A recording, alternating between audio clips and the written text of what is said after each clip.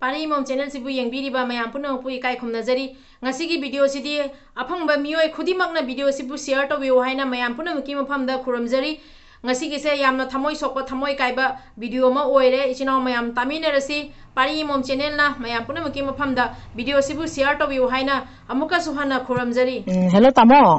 haibiro tamo gi minga keno ga amta habiu ne ahamada ai video se mayam da khatang thamjege na video se ma lojabani tamo dagi I mingsi Khwarakpam Tarun Kumar Uripok Sarwon Tingal Impal West District Manipur dagini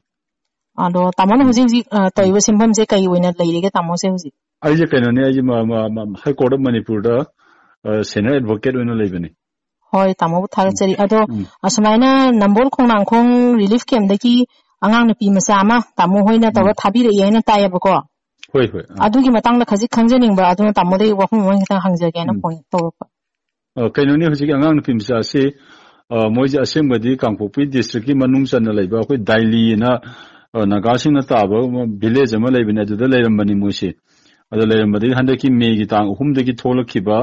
kogi cookie sing na maitai gi mathak da satharapa lan si da moji yum kai mayam chu loi thugaidna adagi tanthorapadi moji upai leitadna chela ga lamoi khona khongi relief camp si da moji sangjafam lorga akoi internally displaced person oina laibani adu leiraga leiringa cherak si da masi hanadagi bidi magi mamit chi khara na bajane do sida leira kanda maji akoi Uripok ta leiba Ibodon Sana Higher Secondary School da ming chala kanda maji class 11 da ming chalaga leira kan school ka bu khotpa tor kan ma mamit chi nuai da mamit chi hanadagi nu na basigi khare henjale to mathang thang jeng padagi magi ye thang mamit chi da khoi gi rhabdomyosarcoma hai moi medical terminology da ye thang mamit chi da cancer na re na sida confirm tor padagi maja khoi gi porom part leba Karkinos hospital na adu da maja layeng chatharam badagi managi fer magi layeng ji sida Manipur to bosi kujukulai watpa dagi idalang thaki shortage ma khara laibani na awatpa laibani na mapan da salagadi khara hena phaba facilities of phangba yana magi attending doctor singdana pirakpa suggestion gi matungina mapan na layeng masa na honarakpa kanse da moide ngasai adagi lakpa kanda moi masa da seleba mafi marol du natana karinda yawga lakpa nate magi lantum are mafi marol adi ba lai hori imung manugi belongings majal oi mai thadok pi gram nina ba hoi tamo ado angang jigi masimana kya suba tamo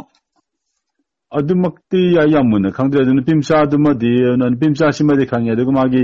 machimino si kaya pumathakta mabung lebra machi lebra maupa manau nu pigum lebra so sigi knowledge engonda yam kana leitre do akoina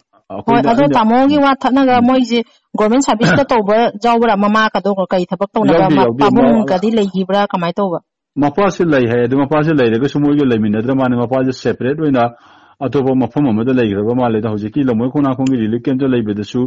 mama ga maga leiminabani adagi moi atopa sugi Kangpokpi rom dagi senminarakba kangmu se pulapuna leiminabadagi akoida pau se yorakpane ba da akoi haibidi ai isa se Uripok apunba lupki vice president se uwayeba ko hoi ada sigi relief camp se hangdorapadi Uripok apunba lupna government amasu government abu ayambalo yengchen be akoina su akoi Uripok kendra gi manung da leibani na akoina su no awara pa mayam mo gi sana thangna ba mo gi pirol ade matam gi darkar le pa akoina su mateng pang adum lakpane ba hoi ado tamo ji mo smaina layeng bu chakhi base now ado tamo ina mayam na toroga donation toro thabi ena admaina haibi ra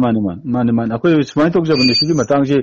koi Uripok ta leiba akoi apun buluk ta club ni phuni pan leiba adagi akoi Uripok apun buluk ka chanmina ba Uripok nu pi apun buluk ina sina maira lup ya punsalaga sembane ba sina maira lup yang khai mari muk yawa sigi mayam sina magi smaina nare mapan na layeng ba chaningi paisa den ta leitien torokadagi akoi emergency meeting ama torakan Uripok ta leiba club mayam adagi maira gi lup mayam adagi akoi ba loina ba chamina ba imana ba mayam ama Uripok mai kai dagi adagi mapan dagi su yawre mana mayam sina ga manga mateng ji pangna kanda hojiki nupi macha sine magi mama ne ade mogi caretaker no moi ade lakmi na moi mabung sing haiba tare khete mayum singlem ba no pamsa siga moi uhum sigi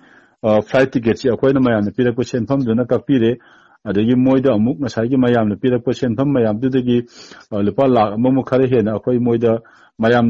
na pibirak pangaktene ayam club mayam ade mayna pabi mayam adagi angang si pau ta badagi aina su ai sagi ba Facebook page ama thaga chai ba sumai angam mateng kha pang bi ro na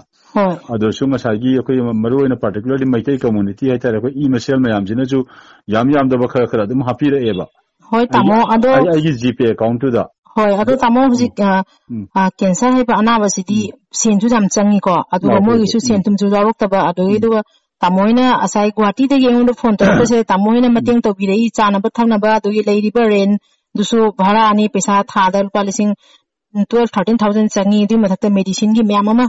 tamoina su hujik su sen wa le do tamoida smaila khangam gere tamoina mateng to bi ra kani hai re ba ko asi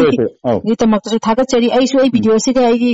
phone pe hap chara ga mayam donation kha ni je gen video si ma siam ne taw jabani aba aduga asiga marakta nahan I wa le na su tamoina su phone to bi re ko aduga su adugi matanga I pb gi ba do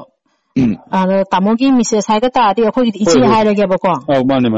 ichi oina kama aduna mateng to hi bodom ta haibiu ne mane su ka akhoi gi wife na keno to bone Guwahati da moiga tina ba akhoi gi maitai nupi sing ada Guwahati da settle to ga leibe sing do adudagi mateng khana to bi khotpi yu swana Guwahati da akhoi ni sidagi tha hi nupi macha ama magi gi award pas mana magi keno simang operation tawam da gi my hemoglobin test over kan my hemoglobin gi blood count se kano khaktang 5 khaktang le mane ba normal gi mayam le ba 12 13 swan le ge dap sida aben tar ko de I wa le na pau pi ra ko de gi akhoi wa no tor ga ma gi mama nabi Guwahati da leiba kambu sing da hangna ba de gi smaida akhoi mai tai ni kampu pi de gi smaina lan chi ra ga leiba ni adana ju khitang mateng pang bi ba ya ba da leiba sing de bo na da na hangna ba de gi yani ana we chilak yana ta ga mo jadan pawi phongna la kanda moina so dan E unit kha humla ani humla ahum pi bi ra isal gi mo pari mong gi da yawam mayam do adu yawbi ba ko mitei dei sa dum da asam jali ba mayam jana mo unit ani ma pi bi ba wala mane hoi ai unit ani pi hi madong si phone to pa I kha wa le na ado ngak la ri no phone to bada amuk angasi gi I du gi problem loire ado iche asmaina sen gi su khara achin ba khara leire adoidi asoi oza gi ming hairaga oza ina su hoji sana ba thakna ba de pesa mang jo thare hoji si oza da khan gre oza ina thabi ani da mai haire ya ba hoi akoi ju tamakta oza ba su thaga chari aduga aina hani bisi hoji angang gi mit na mo lo thok phim da tare ko oza ye thang mi to moina ngona tam ko da adu lokho ne ami function to bangam de nap sing do thibam yam sa tin shoi ha ba ni ye thang ro mi so ngi mi chi lokho ga artificial wa mi da ma dwana hap kan na aina mamang da salu kan da dwana ha de hoi oza ai su na ba sake di khan banya ba do thabo khatang kan ba ga aduga aina su hai bani I wat pa tar ga di mi phangdru su ai gi ni pan sa hapan ga ni na aduga aina haijene muri ma gi angang si gi mit ama ka yaw da ba sa thamoi de ga ti sok ko thok ni ko mane asigi siga akoi gi leiba mitei gi CSO mitei gi mayam ama ko hozai rom da Guwahati rom da leiba Assam rom da leiba khangde India gi wang da leiba khangde angang si gi mit ama donate to na ba akoi gi GMC hospital da khangde kari gumba do contact to na ba khangbi ba leira ga di khadang angang si gi mi si gi ama khak donor ama tang leiba natraga hospital da asmaina ai donate to na leiba asi se kana gum pukchen chawang thopi da ga di angang si mi se happy ba thopi da ga di laibuk phobani ko tamo mane adum tang kano to bi da ga di ko akoi mai tai da gi su oira su na ta ga mai tai ga khangda ba mayam do bi da ga su swani sa ba akoi isa ni pi da ma jara ge ko akoi isa ni pi ba ji ko hati da lai ngan lai si ge to anam pusil sau bi kambu karana swani angang pi masani inghalak tangai ri ni lai la su tamba hoglak tangai ri ni magi michim tang na matang pan ba chi lai la su tamba da su awa mo joi ne da masim tang di mateng pang bi ge na song thok pi rak pa lai bi da ga di angang sing marai baksu kan mai mapun si de su yam nungai ba so ba dan mo bi do doi ne de mataga mo pusil sawa ma yam sadum da mateng pang bi da ga di yam chau na kana ba do doi ne mai si hoi tamo aduga hospital da su sum kari gumba khoi gi ai bing gumba kari gumba da asmaina moi high authority me amma leisina kari gumba contact to bi ba khangna ba leira ga ti khatang contact to bi ga ai bing da gi oi ga su asmaina donation se khatang to honjaningi aina I channel ge magi degi tamogi magi degi su ai gi magi de su ai gi channel lai phongdok chage aina se tamode ai phone je tawjarak pane aba yam pe adum tang mateng pang bi aduga hoji sen gi da khangde adu angang sigi punsi sigi oina mayam angam mateng khajitang tawmina si aina si ofam se tamodagi ai phone dagi phone tawjaraga video se hapkatlaga mayam da si upload tawjarage ko tamo mayam na mateng khajitang tawmina si ai je pari mung gi senior ji khudong sa ba lojaraga ko mapanda asam gi oro mapanda khunda dan lebi de maru na khoi gi mitai ireisa ipaisa singdaina request tawjari ma da upo apun muluki mai kai degi su akoi jo ifal da jo mama gi an pimcha se gi mo de kaim leiba na treba aduna khoi site jo ngam hona jagi mapanda lebi de ba khoi mitai ireisa singna su angang ni pimcha su akoi mitai i asemi I mangne na khan ba I oiri bani na ma bu nu si biraga upai le jodra bang pim cha se mateng khajik tang ni pang biu che na bo su physically or su financially or su adum tang te ni su ai gi site gi su adai uri po pun bulu ke mai ke de su no dum hanga chari dum tang di hoi tamo thaga chari tamoina asmaina yam puksel chawba aduga asage I mari ne khalaga angang se kuki singna jum mai thado pi hina ot pane be marakta relief camp da leira kanda tamoina laying ba thabi rei basisu tamoi gi su tungda mapuna chanbiraga atai su hena mayam gi mateng to bangamba oibi haina mapu dagi thongni jage ado yam thaga chari tamu hoi busu ado angang akhoi gi di icha gumbani icha dasu phana mai pakna halakpo oirasanu si haijaraga tamo thamjarage akhoi metei masen apun boina leminasi kanglei pakna yai phare tam yai phare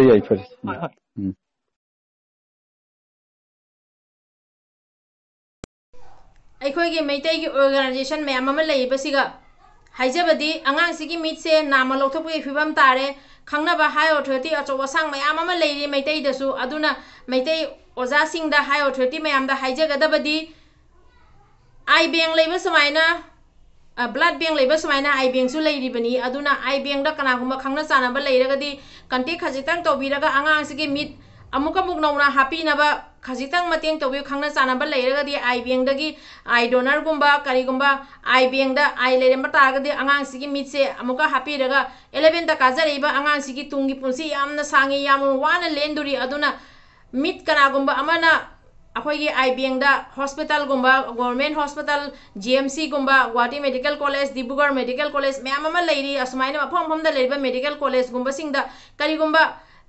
I bank da khangna ba leiraga di khatang khajik tang contact to biraga angang sigi mitse pan biba ngamna ba mayam dagi mateng nijari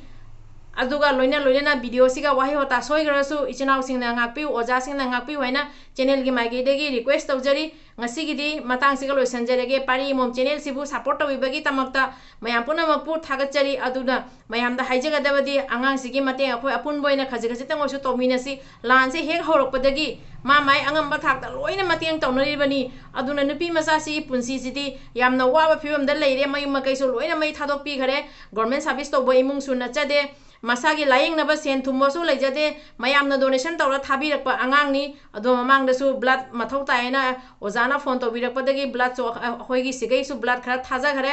aduga loina hujik mayamde nijari bese mayangna mateng khaji khatang oisu tominasi ai nungai tabade wasengang ba khajing nungai tare ai phone pay hapcharamge loina na QR so hapcharamge mayam angamba mateng khaji khaji tang tominasi cancer aiba anaba sigidi sense aduki mating mathau tai layeng bada aduna mayamna